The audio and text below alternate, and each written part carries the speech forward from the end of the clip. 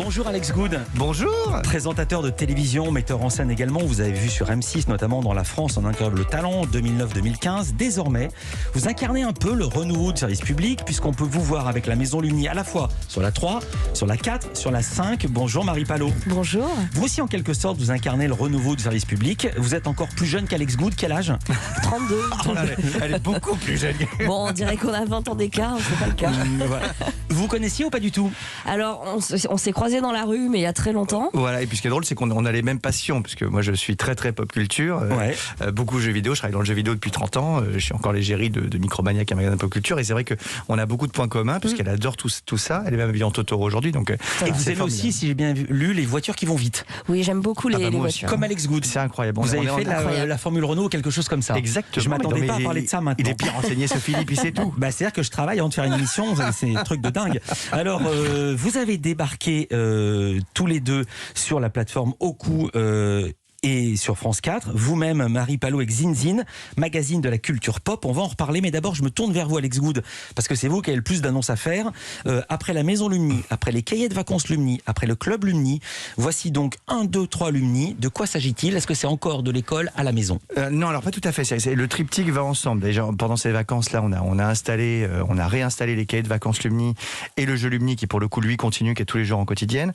Et en fait, 1, 2, 3 Lumni vient compléter tout ça. C'est-à-dire que les cahiers de vacances, ce sont des cours pur et simple. 1, 2, 3, le jeu Lumni, ce sont des cours aussi, mais fait sous forme de jeux ludiques avec les parents et les enfants. Et 1, 2, 3 Lumni, ça vient compléter tout ça, et on est plus sur le bien-être de l'enfant en général, bien dans son corps, bien dans sa tête, bien avec les autres. Et donc les trois sont complémentaires. D'où les trois, oui, d'où le 1, 2, 3, et c'est bien dans son corps, bien dans sa tête, bien avec les autres. Oui. Ce sont les 3 parties de l'émission, c'est ça? Exactement. Oui. Il y a beaucoup d'intervenants, il y a 3 parties, mais beaucoup d'intervenants. Vous avez toujours 2 co-présentateurs, des jeunes téléspectateurs qui interagissent via Skype, comme par exemple Nicolas. C'est une sorte de petit génie, il a seulement 13 ans et il vous en met plein la vue. Alors Nicolas, toi t'as 13 ans, t'es en 4e et il paraît que t'es super doué en informatique. C'est vrai ça? Oui, c'est vrai, j'aime bien l'informatique et la programmation. Tu fais quoi par exemple? Tu fais des jeux? Oui, et ça m'est aussi arrivé de développer des sites internet. Ah carrément? Ah oui d'accord, c'est énorme. Et alors autre truc génial aussi, il paraît que tu parles hyper bien chinois? Oui, comme dans ma famille on parle chinois, du coup oui, je prends aussi des cours de chinois. Non, c'est pas mal. Comment on dit 1, 2, 3 Lumni en chinois? San Lumni. Marie Palot, vous avez réagi? Vous parlez chinois? Alors j'ai appris le chinois à la fac, mais je crois que je sais juste dire maman et cheval. Et c'est tout ce que j'ai retenu d'une licence. Mais pourquoi quand même, cheval surtout? Parce que maman c'est le premier mot qu'on apprend, parce que ça, selon le son, ça veut pas dire la même chose. Ça peut dire maman ou cheval, mais c'est deux. Juste pour avoir une idée, vous êtes allé combien de mois en cours?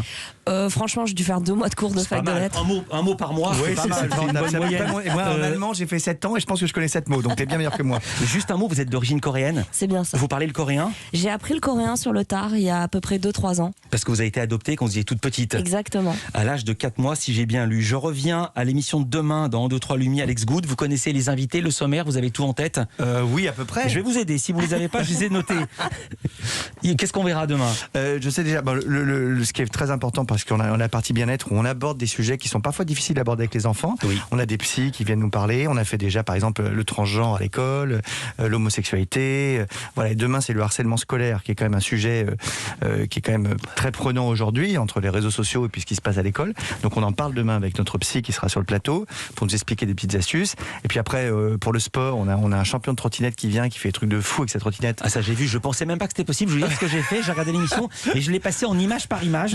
Le type fait un double saut périlleux, c'est en 6 images. Oui, c'est sûr Alice, ça va à toute vitesse, on comprend même pas comment c'est possible. Ouais, je dis ça pour les gens qui apprennent 2 mots en 2 mois. Voilà, on a toujours Juju et Lily par exemple, qui sont nos petits jeunes reporters, qui sont les spécialistes des fake news et qui vont décortiquer et qui vont nous apprendre à pas nous faire avoir par des fausses nouvelles, comme ça arrive fréquemment. Non, pas pour dire que ça m'est arrivé il y a pas longtemps, mais enfin bon. Bref, voilà, ils nous apprennent tout ça. Et puis on a aussi toujours un auteur de BD qui vient nous apprendre à dessiner, nous parler de sa BD. Enfin, c'est plus culturel et sociétal. Et l'auteur de BD, il faut être très très fort. Hein. Il est filmé par une caméra verticale. Oui. Moi j'ai essayé, je suis pas arrivé. Comment vous choisissez les sujets? Vous faites office de rédac chef ou vous êtes simplement l'animateur de l'émission? l'émission? Non, pas du tout. On a toute une équipe de production qui travaille avec nous depuis les cahiers de vacances Lumni. On est un petit groupe comme ça qui travaille tous ensemble. Et c'est vrai qu'on réfléchit sur les sujets. Par exemple, le transgenre, c'est vrai que c'est moi qui voulais absolument en parler.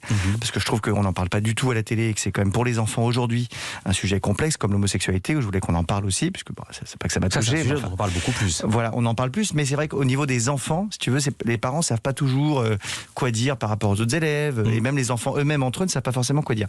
Donc là, au moins, on aborde ces sujets-là, et c'est ça que je trouvais passionnant dans cette émission. Même question pour Marie Palot. Est-ce que vous êtes juste la présentatrice ou est-ce que vous faites un peu office de rédac chef? Est-ce que vous supervisez ce qu'il y a dans l'émission? Alors moi, je suis arrivée en cours de route puisque la saison 2 avait démarré et c'est en janvier qu'elle a véritablement changé de formule. C'était une création de Julien Dupuis. Il y a toute une équipe de prod, donc Empreinte Digitale derrière, et Julien Dupuis qui s'occupe de l'édito. Et c'était du tout en images. Moi, je suis arrivée pour incarner tout ça.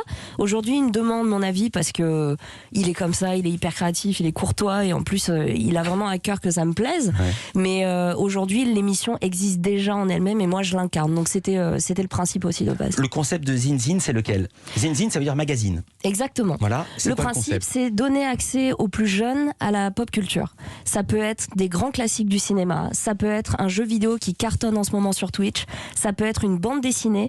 Ce sera toujours bienveillant et c'est surtout leur montrer qu'aujourd'hui, même si on est noyé par Internet sous un flot d'informations, on peut leur apporter un autre regard sur quelque chose qu'ils connaissent peut-être déjà. La cible de l'émission, la tranche d'âge, c'est laquelle? C'est 7+, 12+. En fait, les parents peuvent regarder. Vous avez arrêté où le 7+ jusqu'à quel âge? Jusqu'à 15 ans? Je dirais 7-12, 7-13. On peut pousser, ça dépend. Des fois, on peut parler du dernier jeu vidéo Spider-Man. Oui, moi je conseille surtout aux parents de regarder. Parce que le problème, c'est que tu as beaucoup de parents aujourd'hui qui disent oh là, non, je regarde pas ça, les jeux vidéo, les machins. Et c'est justement là où tu peux avoir un problème, un décrochage.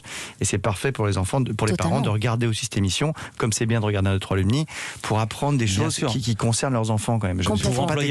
Pour employer un mot galvaudé, pour partager. Exactement. Pour voir ce qui se passe réellement. Là, l'émission va être consacrée, c'est celle de demain, le 14 avril. On va la trouver sur Oku et en linéaire sur France 4. Ce sera le 17 à 11h50 le samedi. Vos deux émissions sont le samedi et pas à la même heure évidemment. Elle sera consacrée au cauchemar. Exactement. Les enfants font beaucoup de cauchemars, donc et puis les adultes aussi. Donc je veux dire, c'est un thème qui touche tout le monde et on va parler de bande dessinée, de jeux de plateau, de manga, de films aussi. Avec une BD absolument formidable que j'avais déjà lue, dont j'avais reçu l'auteur Franck Tillier ici. La Brigade des cauchemars. Exactement.